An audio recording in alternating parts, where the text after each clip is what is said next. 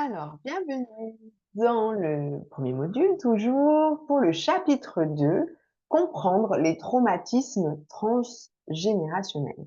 Alors, ce que nous allons voir, c'est les mécanismes de transmission psychique, les schémas répétitifs et puis l'inconscient, qui est la base un petit peu de la psychogénéalogie avec l'épigénétique aussi. Donc, les traumatismes de transmission psychique. Pour appréhender les traumatismes transgénérationnels, il est essentiel de saisir les mécanismes de transmission psychique. L'inconscient joue un rôle central dans ce processus. Et il est important de noter que l'inconscient ne perçoit pas le temps de la même manière que nous et se dirige uniquement vers ce qu'il reconnaît. Ainsi, un événement vécu il y a 6 mois ou 25 ans peut être traité de manière similaire dans notre psyché, car l'inconscient emmagasine les émotions souvent à travers le clivage qui mène au déni. Nous avons tendance à utiliser les mêmes mécanismes de défense que ceux que nous avons développés durant notre enfance pour naviguer dans nos relations d'adultes. En raison de nos blessures non résolues, nous cherchons inconsciemment des relations qui nous permettent de revivre les mêmes émotions, qu'elles soient positives ou négatives, ainsi que les situations psychologiques inconfortables de notre enfance. Par exemple, nous pouvons inconsciemment tenter de recréer le lien que nous avons eu avec notre figure maternelle dès notre naissance.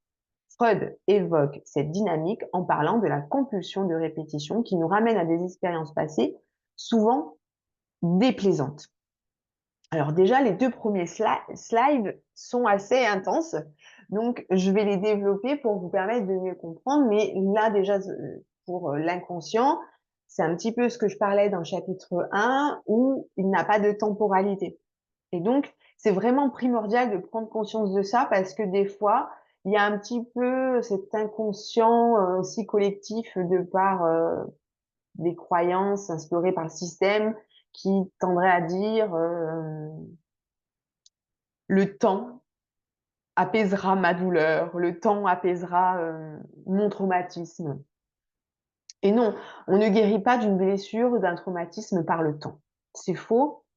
Et du coup, ça fausse les choses parce que je reçois beaucoup de personnes qui me disent oui, mais bon, j'avais 5 ans, hein, c'est du passé.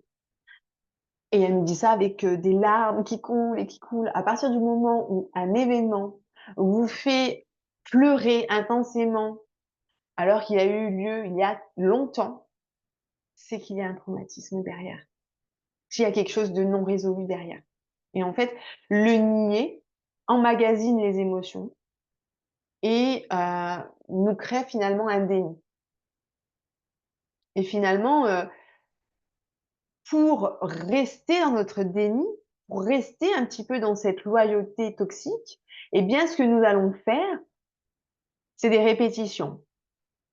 Notre inconscient, lui, il a besoin d'être en sécurité. Et ce qui va le sécuriser, c'est ce qu'il a déjà vécu. Hein, il est fainéant, il n'a pas envie de se prendre la tête. Et souvent, en fait, ce qu'on a vécu entre 0 et 8 ans, peu importe d'ailleurs ce qui aura été fait, mais c'est ce que l'on va chercher dans nos relations à l'âge adulte. Ça peut être délétère. Ça peut être totalement délétère parce qu'on peut avoir conscience qu'il y a des choses qui étaient pas bien dans la façon dont notre mère nous traitait ou notre père nous traitait ou autre. Et finalement, pour continuer à perpétuer ce déni, pour continuer à ne pas voir qu'il y a douleur à quelque part, des émotions enfouies, un blocage émotionnel, eh bien, on revit.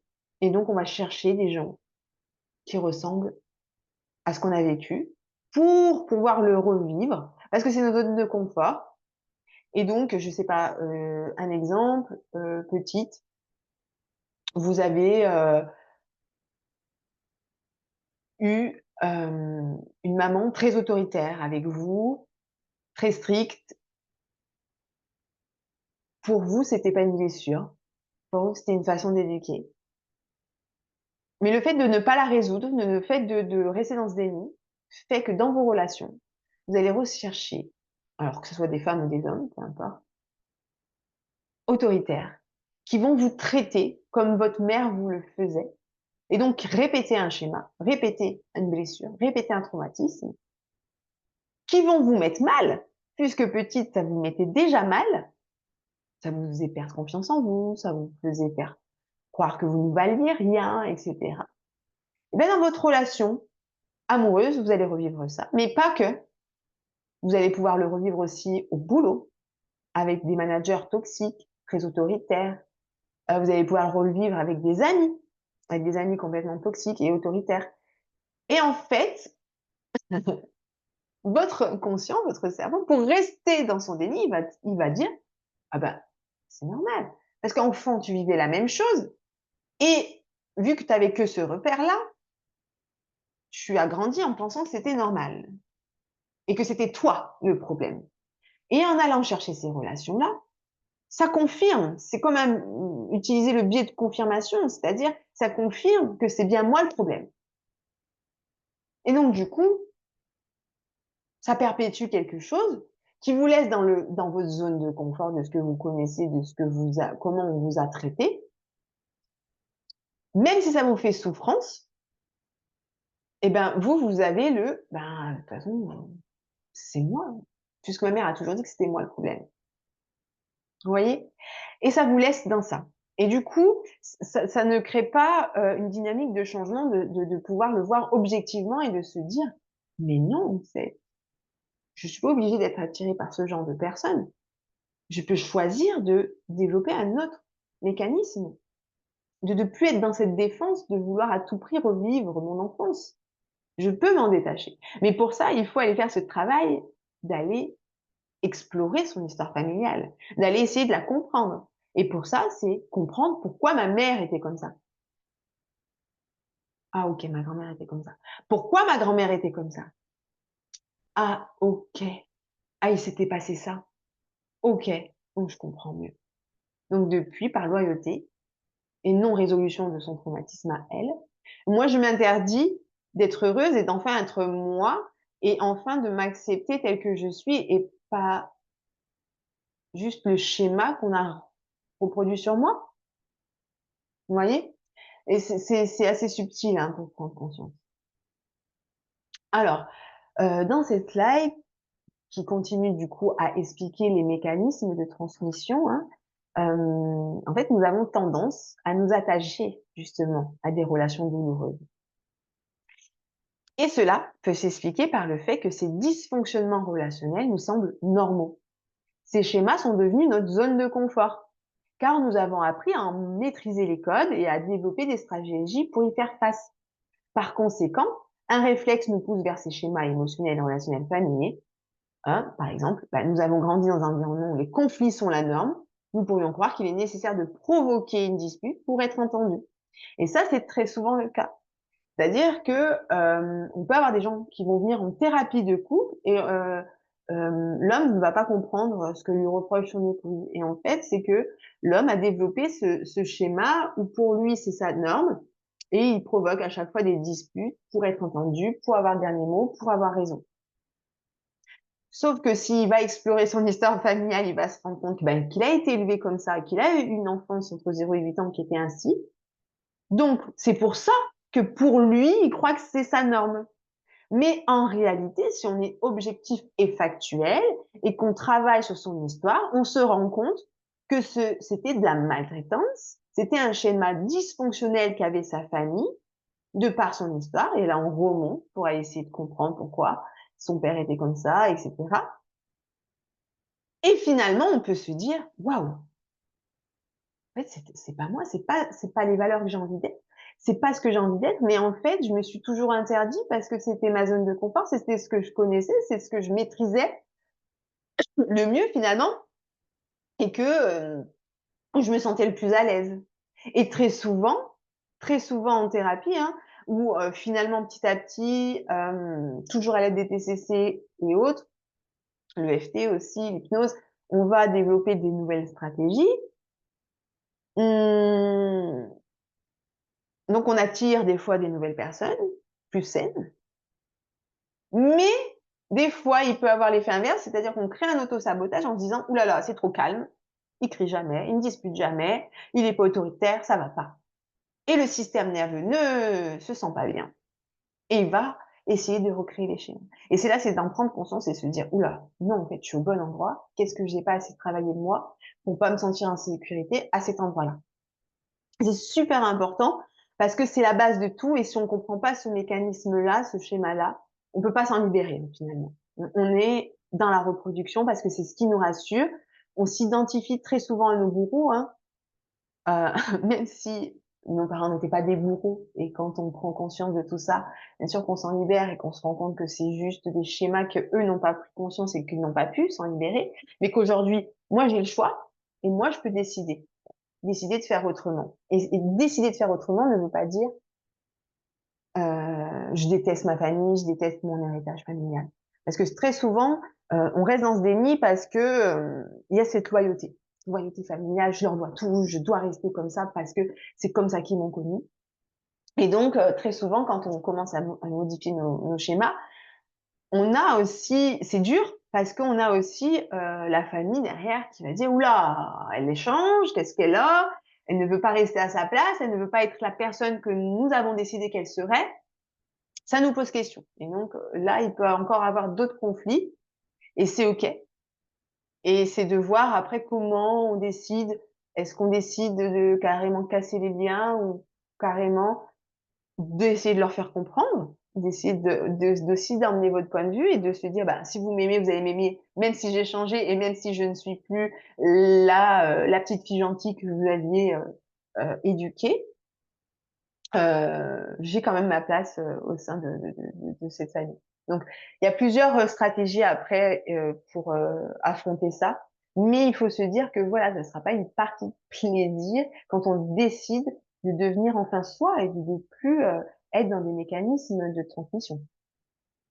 Alors, les schémas répétitifs. Tant que nous n'avons pas conscience que notre propre comportement peut être à l'origine de nos problèmes, nous risquons de répéter indéfiniment les mêmes scénarios. Les personnes que nous attirons et les relations que nous établissons reflètent finalement souvent notre propre perception de nous-mêmes et les croyances que nous avons. Il est donc pertinent de se demander ce que ces relations révèlent de nous. Par exemple, si nous ressentons un manque de respect dans nos interactions, il est crucial de s'interroger sur notre propre respect envers nous-mêmes. Et ça, c'est très important parce que très souvent, on arrive en thérapie et on dit oui, les autres sont comme ça. Oui, j'ai ressenti ça. Oui, c'est eux le problème. C'est pas toujours les autres le problème. Il faut aussi savoir se remettre en question et essayer de se dire, bah moi, comment ça pourrait moi me blesser ce qu'elle m'a dit si je travaillais sur tel schéma ou si je me rendais compte que le schéma, qu'est-ce que ça pourrait être comme exemple? Le schéma, par exemple, d'infidélité. Donc moi, je suis infidèle et je ne sais pas pourquoi. Alors, en dehors du transgénérationnel, avant d'aller dans le transgénérationnel, il y a plein de raisons du pourquoi on est infidèle. Très souvent, c'est une dépendance affective. On a un besoin de plaire, d'être assuré, d'être aimé. Et donc, on va chercher chez autrui ceci et notre partenaire n'a rien à se reprocher. Et finalement, très souvent, tout va bien dans la relation. C'est vraiment un manque d'estime de soi qui fait qu'on a cette dépendance affective, ce besoin d'être aimé coûte que coûte. Donc, on va le chercher ailleurs. Mais voilà, si ce n'est pas ça, c'est aussi un schéma de représentation. C'est-à-dire, mon père était comme ça, il m'a transmis ça, mon grand-père était comme ça, c'est ma culture, donc je le serai aussi. Sans jamais se poser de questions et en finalement perpétuant ceci. Mais si on va chercher dans l'histoire, ben, on se rend compte déjà que oui, il y a une dépendance affective, oui, il y a un besoin d'amour, d'être aimé, etc., besoin de plaire, etc. On va chercher pourquoi. Donc la façon dont on a été éduqué. Et puis on se rend compte, ah mais papa il était pareil. Et pourquoi? Et on remonte, et on remonte. Et c'est d'aller comprendre dans l'histoire qu'est-ce qui a déclenché ce mécanisme-là en eux, pour que vous puissiez vous dire et les accepter en ayant un peu plus de compassion et d'empathie pour eux. Mais surtout en vous disant, bah, j'ai le droit de casser ce schéma parce que en fait c'est pas ma culture, Ça n'a rien à voir avec une loyauté, en fait, c'était dysfonctionnel, ils n'en sont jamais pris conscience. Aujourd'hui, moi, j'en prends conscience et je m'en libère. C'est ça qui est beau, finalement. Hein. Ça peut être aussi un partenaire peut parfois tenter de combler nos failles, souvent d'ordre narcissique, mais il peut également reproduire des dynamiques relationnelles dysfonctionnelles comme le rapport dominant-dominé ou sadomasochisme. Ces dynamiques sont souvent le résultat de transmissions psychiques familiales inconscientes. Selon la personne avec qui nous sommes en lien, nous pouvons revivre le même scénario que celui de notre histoire familiale ou carrément au contraire, le contraire ou éviter des répétitions douloureuses. Donc là, pareil, c'est-à-dire que très souvent, alors si je prends la fin de ma slide, très souvent, on a des personnes en thérapie qui vont me dire: «Non mais moi, je répète pas le schéma en fait, donc je vais bien, hein. C'est peut-être, parce que j'ai, voulu comprendre, mais moi je vais bien, rassurez-vous». Donc je pense pas qu'on ait à travailler sur ça, voilà, parce que je l'ai très souvent. Parce que moi, ce schéma, je fais tout l'inverse avec mes enfants, hein. Je les tape pas, je leur crie pas dessus, hem, donc non, non, je suis totalement dans l'inverse. Très bien.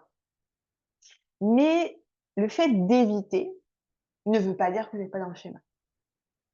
Parce que faire totalement l'inverse peut conduire au même résultat. C'est-à-dire que si vous faites l'inverse et que vous êtes dans une bienveillance, dans une, comment on pourrait dire? Dans une, surprotection émotionnelle de vos enfants, eh bien le résultat sera le même que vos problèmes actuels. Vous avez sûrement eu une faible estime de vous, une dépendance affective, manque de confiance, et cetera, et de faire tout l'inverse créera le même résultat.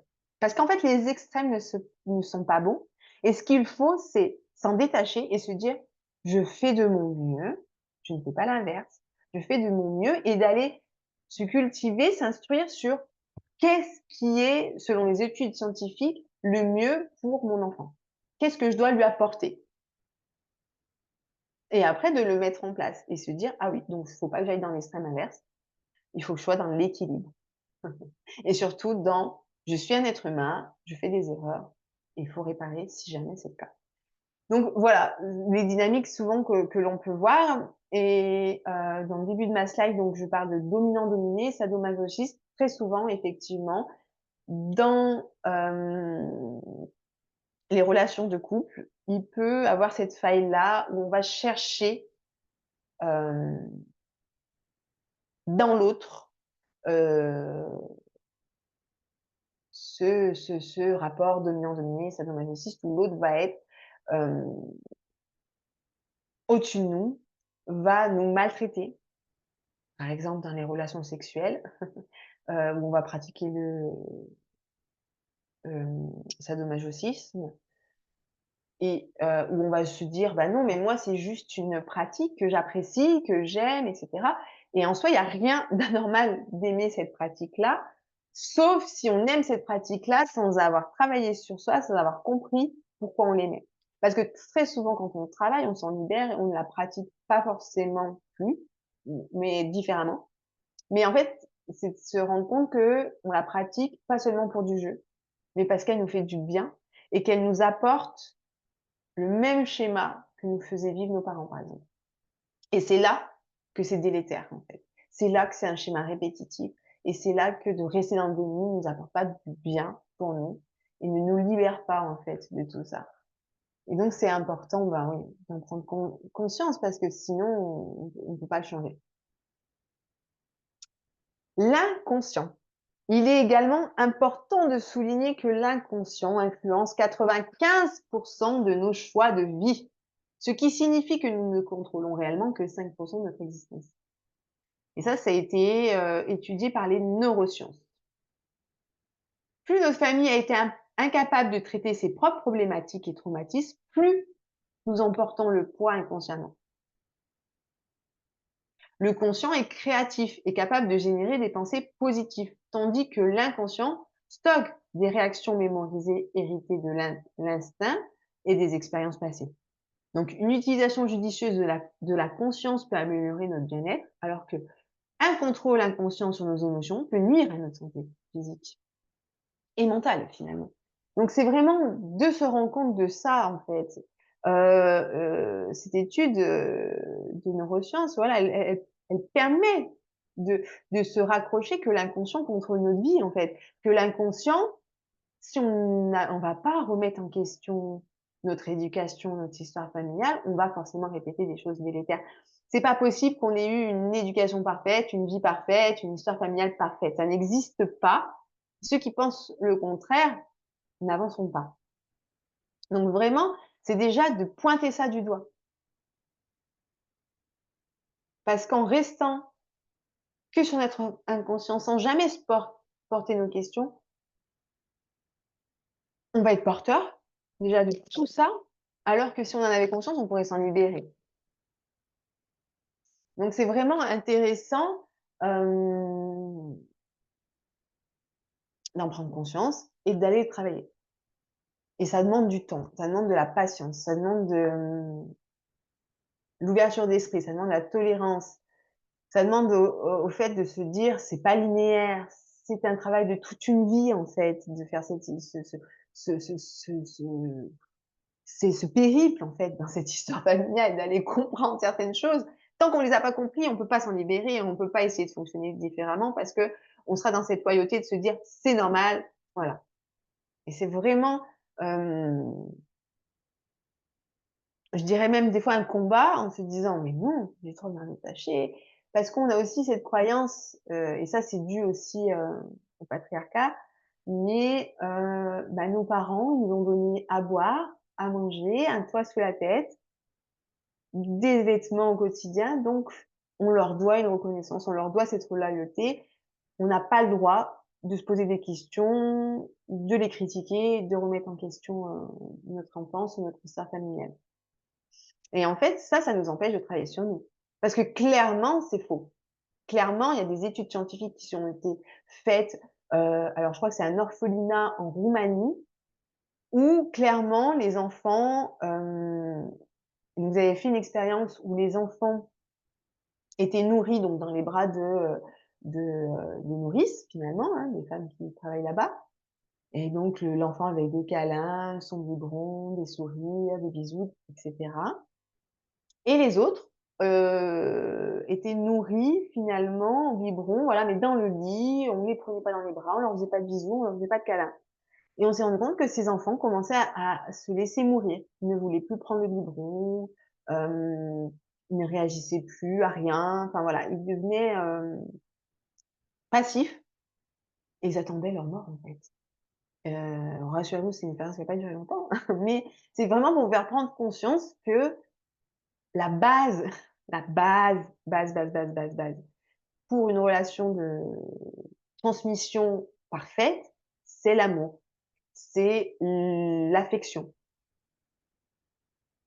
Et c'est très souvent dans le système patriarcal ce qui n'est pas donné à l'enfant. Parce qu'on considère que voilà, donner un toit sur la tête, à manger, à boire, c'est suffisant, l'enfant a manqué de rien ou qu'il a rien à nous reprocher.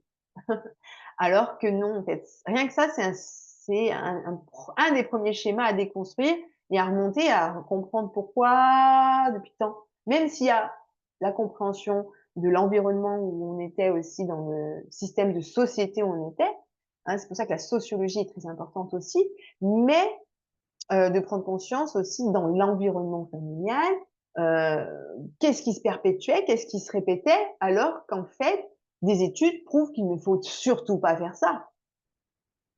Et s'en détacher, ça ne veut pas dire: «Je ne les aime plus, je les déteste, je veux plus les voir». Non, c'est juste se dire: «Moi, j'ai pris conscience de ça, je me répare, j'ai guéri et je traite mes traumas». Donc quand on traite les traumas, on peut très bien, le faire avec l'EMDR, l'EFT, hein, c'est très efficace. Mais qu'est-ce que je fais moi maintenant? Est-ce que je continue à perpétuer ça ou est-ce que je m'en détache et je fais autrement?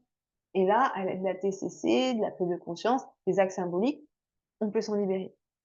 Donc c'est vraiment ça qui est intéressant parce que,